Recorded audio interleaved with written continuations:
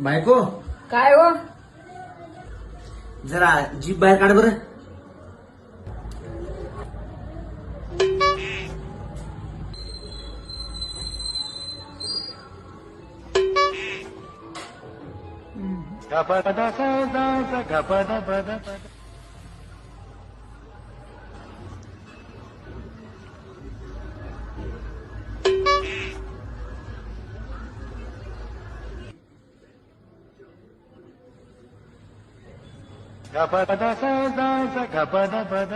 अहो हे कशासाठी? अगं आज दसरा आहे ना, आज शस्त्रपूजा असतं म्हणून मी या शस्त्राची पूजा केली. जगातलं हे धारदार शस्त्र आहे म्हणून त्याची मी पूजा केली. समजलं का? no, no, no,